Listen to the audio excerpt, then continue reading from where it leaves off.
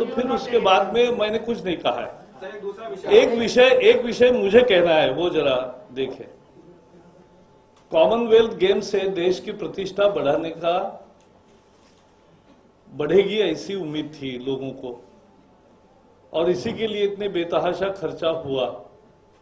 लेकिन जिस तरह से वो आयोजन हुआ और जिस तरह से भ्रष्टाचार हुआ, तो दुनिया में भ्रष्टाचार के तालिका में जहां हमारा नंबर 84 आता था, अब 3 पायदान नीचे जाकर 87 स्थान पर भारत आ गया है कि बहुत ही बेहद ज्यादा भ्रष्टाचारी देशों में हम जा पहुंचे हैं।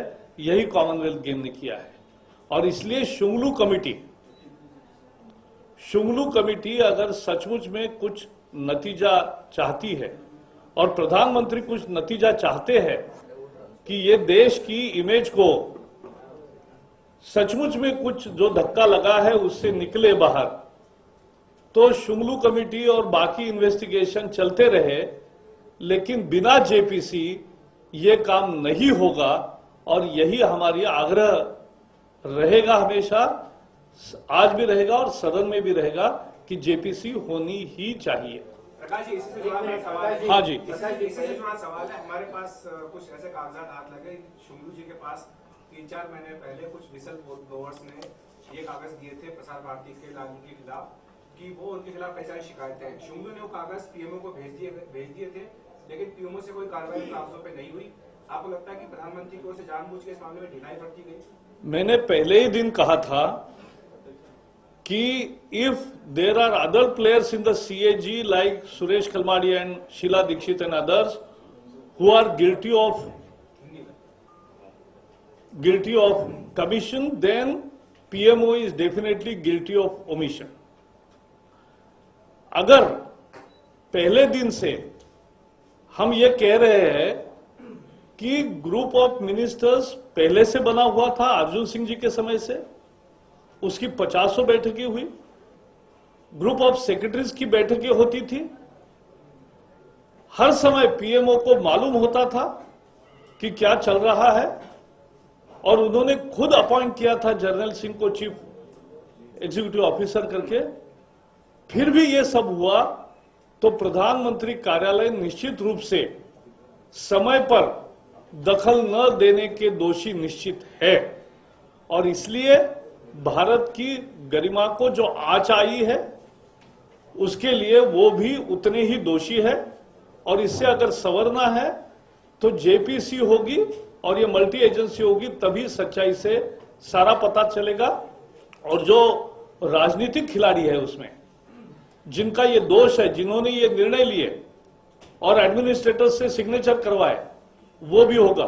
और एक बात मैंने भी अभी कही थी, प्रधानमंत्री जी को मैंने चिट्ठी लिखी थी कि ये शुंगलू कमेटी के जो सर्विस करना है उसको सेक्रेटरिएट मदद, अभी भी हमें पता नहीं है कि actually who is going to service the Shunglu committee, but it is very essential that committee must be serviced by the cabinet secretariat and not by the sports ministry, because sports secretary से लेकर सभी लोग ओसी के निर्णय के भागीदार हैं, और इसलिए ये बात महत्वपूर्ण है। सर एक और सप्लीमेंट्री शिकायत, अगर डाली के खिलाफ जो कि आरोप लग रहा है भ्रष्टाचार के, अगर कोई इम्पीचमेंट मोशन लाया जाता है पार्लियामेंट में, तो क्या बीजेपी उसको सपोर्ट करेगी?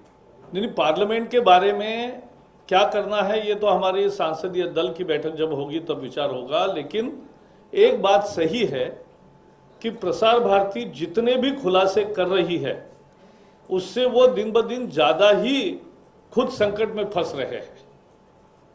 मुझे लगता है कि उन्होंने ऐसे खुलासे करने के बजाय उनको चाहिए कि सच्चाई बता दें।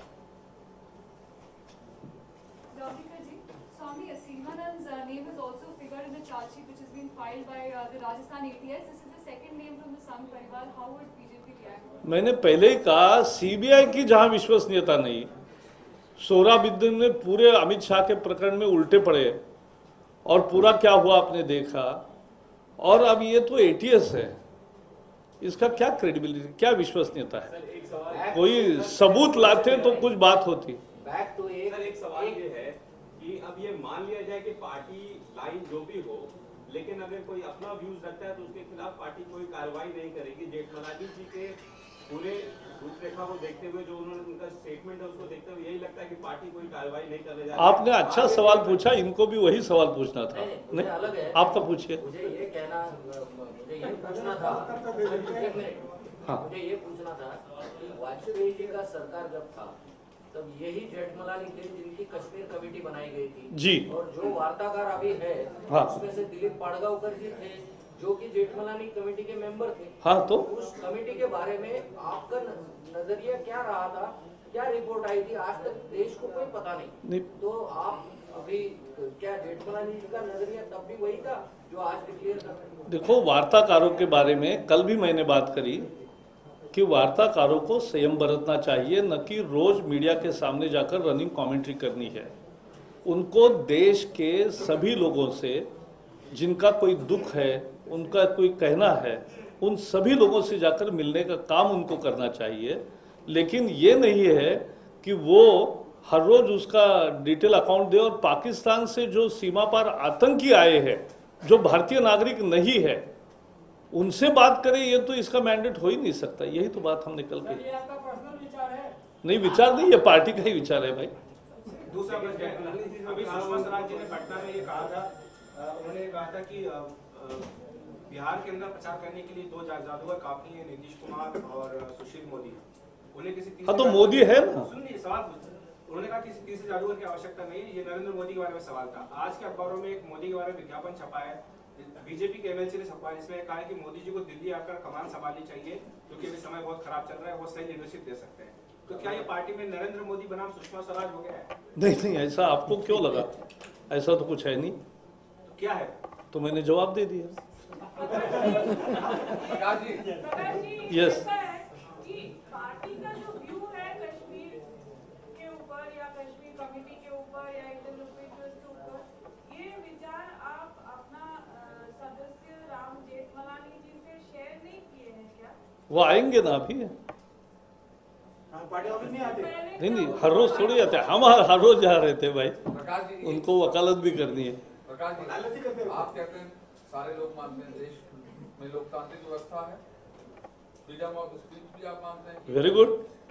अगर अरुंधति रॉय कहती हैं तो वो गुनाह है, दिलीप पाड़गांवकर कहते हैं तो वो गुनाह है, और जब राम जेठमलानी कहते हैं तो आप बोलेंगे? नहीं, देखो, आप गलत फहमी में मत रहिए। अरुंधति राय ने जो कहा वो देश के संप्रभुता को चुनौती देने वाला था। जो कानून के दायरे में गुनाह होता है उसको हमने गुनाह कहा है। और जहाँ तक दिलीप पाड़गांवकर के बयान की बात है, वो डिस्क्रीट होने की या कैसे करे वार्ताकार, कैसे बर्ताव करे, ये मुद्दा है। उसमें प्रोप्राइटी की बात है, उसमें कानून तोड़ने की बात नहीं है। तो फर्क होता है हर बात में। और आपकी पार्टी के आपको अभी तक पता चला होगा कि आप जितने भी सवाल पूछेंगे उसका सही जवाब आपको मिलेगा। बहुत बहुत धन्यवाद।